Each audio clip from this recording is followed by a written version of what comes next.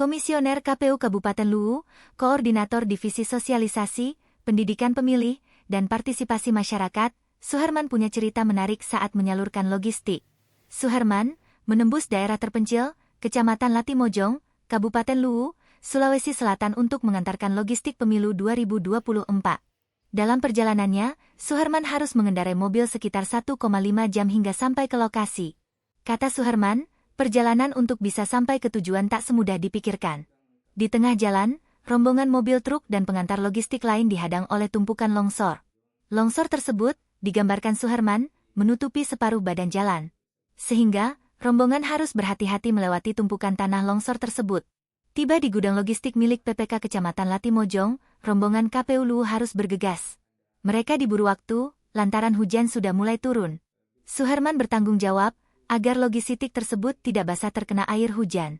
Menurut Suherman, Latimojong menjadi salah satu lokasi yang masuk ke dalam daerah blind spot. Nggak bisa dijelaskan pendistribusian logistik KPU ke Kecamatan Latimojong itu seperti apa kemarin itu, Kak? Ya, jadi pendistribusian logistik itu dari gudang KPU ke gudang logistik di Latimojong itu PPK itu dilakukan pada tanggal 11 kemarin Februari. Itu sebanyak 38 kotak suara, kemudian ada logistik lain seperti bilik suara. Itu kita berangkat kemarin pukul 13.00. Dalam perjalanannya itu kita ada beberapa sedikit kendala.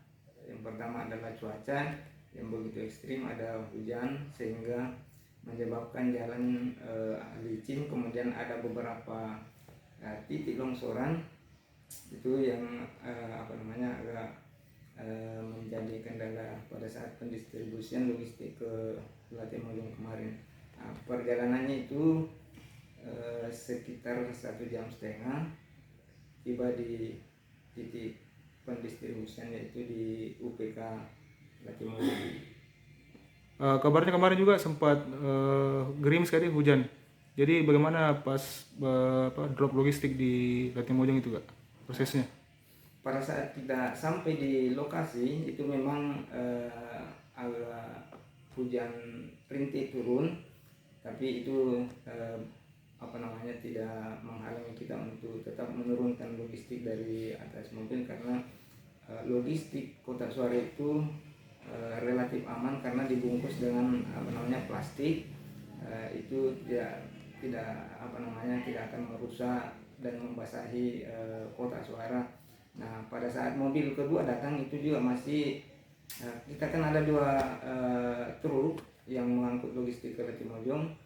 Kemudian pada saat truk kedua itu menurunkan logistik, itu masih tetap dalam kondisi hujan rintik. Dan setelah selesai penurunan seluruh logistik dari atas truk, itu hujan sudah mulai deras. Berarti aman gak sampai ke gudang logistik di Latimojong? Ya, aman terkait dengan kondisi pada saat itu. Berarti ini pengalaman pertama nih, Kak, naik ke Latimojong bawa logistik?